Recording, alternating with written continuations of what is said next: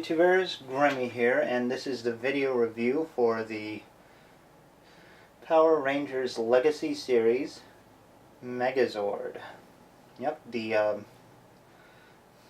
original Megazord from the old Power Rangers 2004 series, well, the first US Power Rangers series, has finally been recreated in this nice new die-cast and plastic form, and it's actually a nice looking set. So why don't we just take a closer look at it and see how it turned out. Now, in an unusual twist for my reviews, we're going to take a look at the packaging, because honestly that's as much as part of this commemoration as the Megazord itself. I mean, I'm sure if you bought toys or grew up in the 90s when the original toy came out, this box looks very familiar. And if you're wondering why, well, here's the vintage box, which is bigger, obviously, but I'm sure you can see a similarity here. Yeah, Bandai went through a lot of trouble to recreate the original box for the new Legacy Megazord. Obviously it's a little different using the new Zord pieces and, well, the new Zords itself, and, you know, making it a little smaller, updating it a little bit, trying to make it as special as possible. But they went through a lot of trouble. I mean, there's even a little blurb at the top left corner, just like on the old box. I mean, obviously they changed the title a little bit, put the Saban logo in there, made it a little more red, and well, pretty much kept it to look like the show logo. But yeah, I mean, there is a lot of love in this box, and you know, I appreciate that. I really do appreciate that love.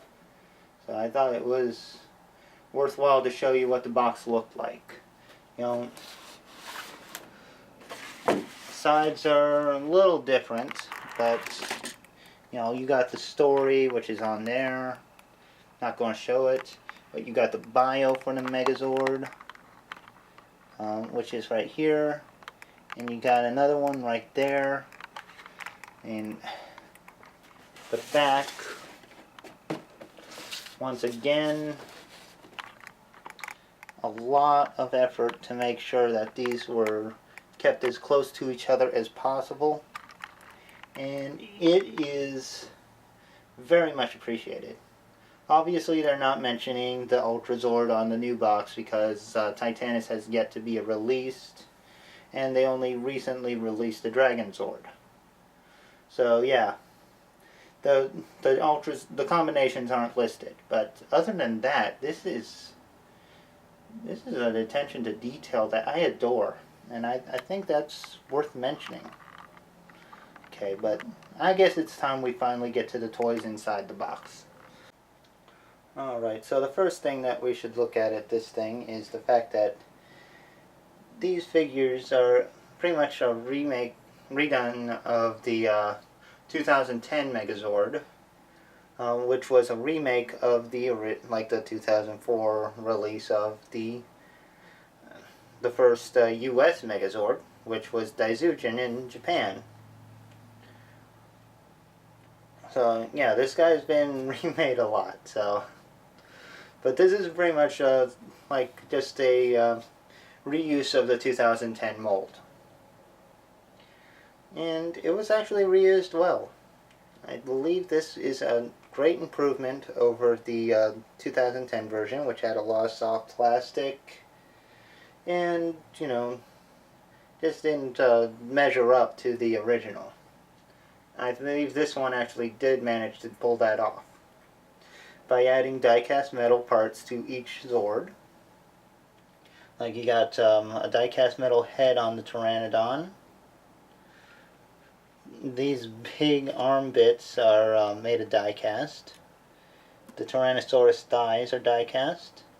And the tails on the two leg Zords, the Triceratops and the saber-toothed tiger, are also die-cast, which is a nice fit. Much like the 2010 version, the stickers are show accurate, and even shiny on this version. Like, I'll show you the inside here. You got that nice chrome finish in that yellow, which is always nice. And the paint apps and the stickers combined do a pretty good job. Triceratops has, again, some nice shiny bits to it, especially on the inside. Got some nice sticker details on here. Unfortunately, the wheels, while they're actually molded in, these do not roll. Neither do the ones on the saber-toothed tiger. They're just molded to look like the wheels from the original toys. I do appreciate the thought that they actually decided to mold those parts in, but it would have been better if they could actually roll on their own, for reasons that we'll probably get into later in the review. Looking at the Tyrannosaurus, here you got some real nice and shiny stickers on the chest, which is really cool. Love that chrome effect. The thighs have that real shiny die-cast metal, and I love the fact that it's the shiny stuff, so it can really has that chrome feel.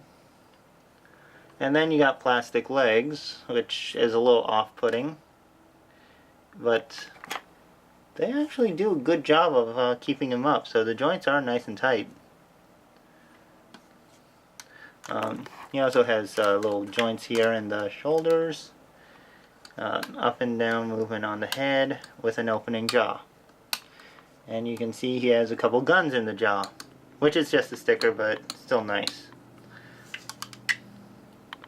A lot of nice paint apps on this one as well. The silver and black on the tail are paint, as well as the red and black on the thighs and the red around the waist. So they did a pretty good job of getting this guy done up right.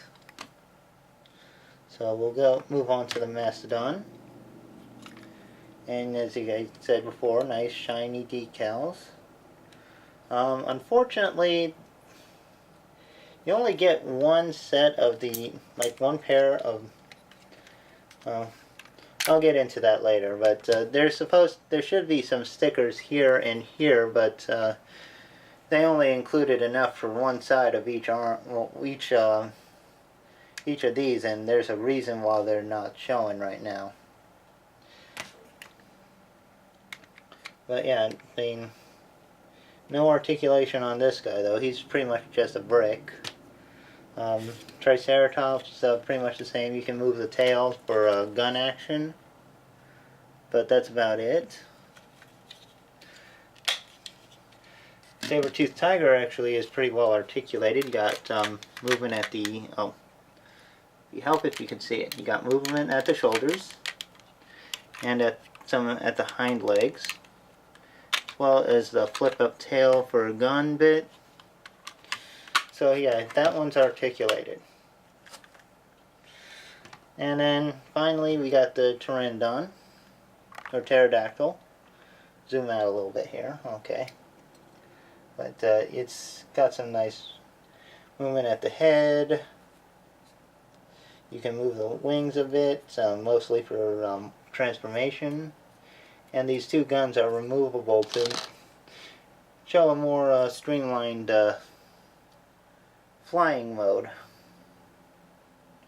which is pretty nice. Now for comparisons, we'll bring in the original Bandai toys.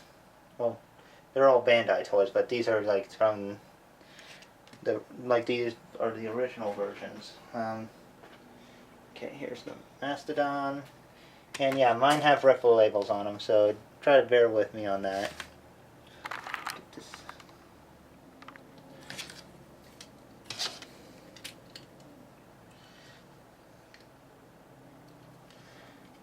Yeah. might take a minute. I just got a lot of them. So we got the Tyrannosaurus.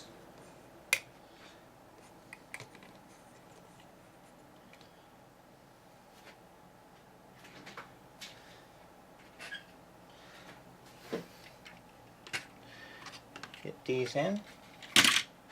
And it just got a lot more crowded in here.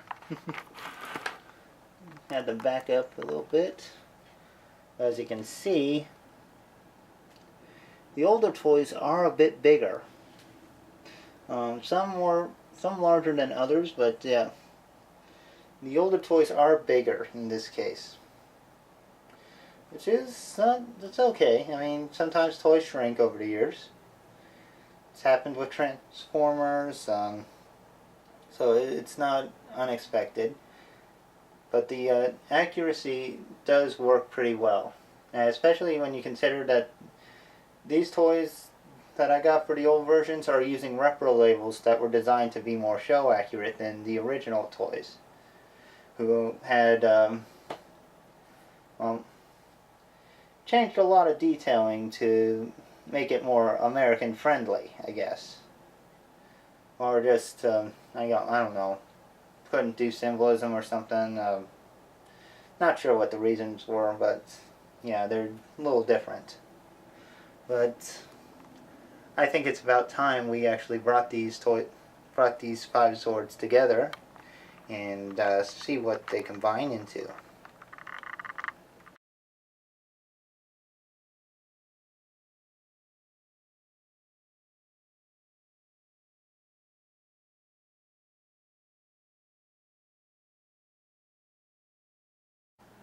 And now we have the Megazord in its battle tank mode, which is a pretty nice setup. You got the 5 faces of the Zords right on the front, looking at you as it charges down the battlefield, ready to blow you up with its laser eyes and 2 giant cannons.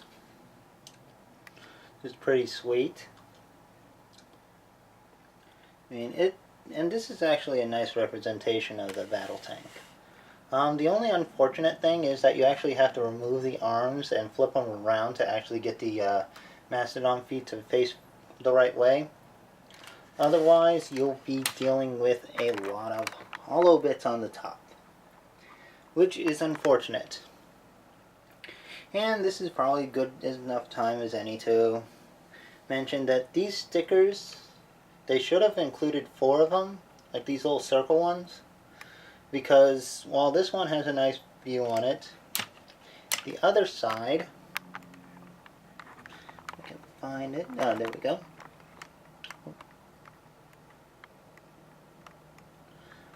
Okay, has this nice little, well, not so nice little hole where that sticker should be. It would have been nice if they included a sticker for both sides. Now, as you can see, this is the part that's facing up right now. And like I said, you actually have to switch the arms to do that.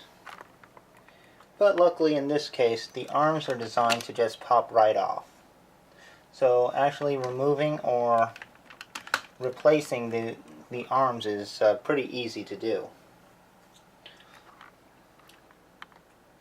As you can see, there's a lot of nice detail on this.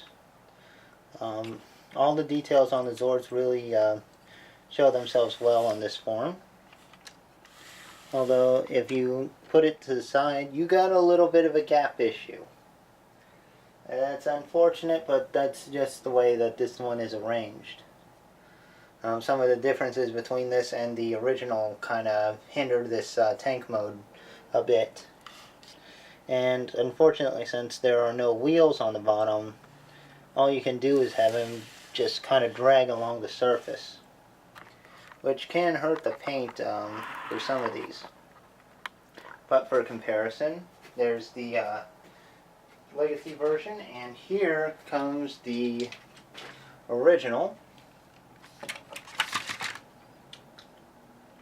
And again, as you can see, the original is significantly bigger.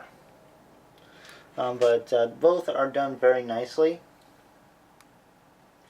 And if you can't get a hold of the original, I would still recommend the Legacy because it is a nice one. And it looks good. It really does look good. So, yeah. Oops. Accidentally knocked off the pterodactyl. That one can come off easy. So, I wouldn't worry too much about it. It just plugs back in. But as you can see, the original one had the same gap issue that the new version did. Maybe not as big, but it was still there. So, it's not falling too far out of line from the original. And this is still very nice. This one here is still a very nice one. I love the shine on it. So a lot of places have more shine than the original did because they really wanted to bring out that shiny look to it. But yeah, he has one more mode, and I guess it's time we showed off the big guy.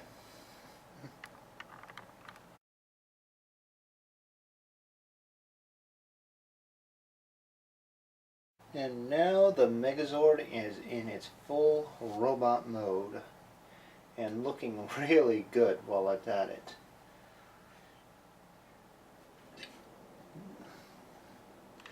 The die-cast works pretty well in this mode. I mean, in the arms and thighs mostly, so most of the weight is centralized in the torso. Despite that, the legs are pretty solid, and this guy's not going to fall over easy, which is a good thing. Thankfully, the joints are strong enough to support everything in this particular form. So that's good news. For his accessories in this mode, he has his mammoth shield and his power sword, which is very nicely chromed out. And nice and solid, not that gummy stuff that we've been seeing lately. Which is a good thing. I do appreciate that. I remember that the 2010 version had a more gummy sword, which was a very dull silver, or a gray, whatever you want to call it. But this one's nice and chrome and solid and not going to bend all around on you, or warp or anything like that, which is good. But yeah, articulation-wise, you know, this is a Megazord. It's a brick. And you gotta expect that. You got forward, backward on the shoulders. Got some, oh, no. Got some forward, back on the knees, but only up to there before the leg actually starts to pull the chest piece off. But no, but the knees only go forward instead of backwards just due to the Tyrannosaurus transformation. Unfortunate, but true. Not sure that how much of that got in here, but yeah, like I was saying, this can go forward, but it's not really going to help much. But you know, like I said, this is a Megazord. They're known for being bricks. They've been bricks since the originals, and they're probably going to be bricks at the very end of the line. Whenever that is. I don't know if that's ever going to happen, though. But for a quick comparison, well, why don't we do a size comparison with the next Legacy Zord that came out, the Dragon Zord. So, yeah, you can see these two actually look pretty good together. The Megazord is obviously a bigger version than the Dragon Zord, although that tail, which I'll get into another day, is quite long. But yeah, these two look pretty good together, and we'll get more on how they work together some other day. But for another comparison, let's bring in the original Megazord,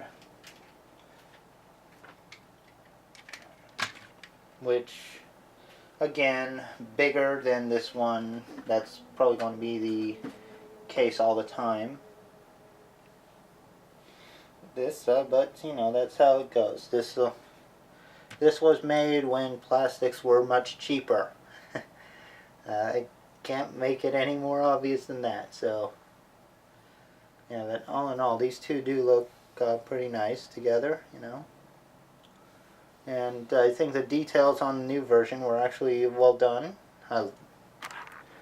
Get a close look at that face, because that is an awesome feature. Look at all that. The way the whites come out, the yellow in the eyes, that chrome chest. I mean, that is an awesome looking Megazord. And when you compare it to the original, which doesn't have the white, the original actually looks a little blander than the new version as far as the head goes. So yeah. Points on the premium paint job. Yeah, in all honesty, the Legacy Megazord, I do like the original mold better, but the paint job on the Legacy Megazord is spot on. It is great. I love it. I'm still going to probably say that the original is still better, but only because I like the main body better than the 2010 remake. But you know, I still think they're both worthwhile. But there is one more feature that I think I should be mentioning with this one, and that involves some of the older, like U.S. released Megazords. So let's bring in another Zord to actually demonstrate this with. And the one I have handy is the Claw Armor Megazord.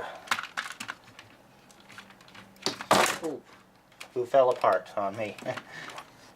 Yeah, his joints aren't the sturdiest, unfortunately. But yeah. Okay, obviously this thing's bigger because it's made of more Zords, but that's not the thing I'm trying to get into. You remember how I mentioned you had to take the arms off to actually transform the tank mode? Well, there's a reason for that, because you can actually, this has the Zord builder technology, which allows you to take pieces from other Zords and attach it to the Megazord, and vice versa.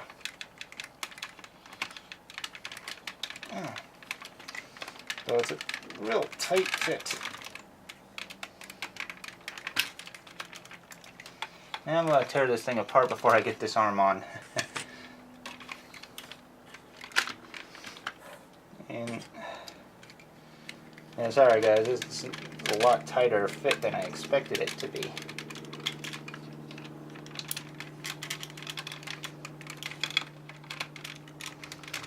Okay, that doesn't want to go on. Sorry. But yeah, it's designed so that the Zord parts can interchange. So yeah. So just give me a second, I'll show you a couple examples of how that interchanging goes.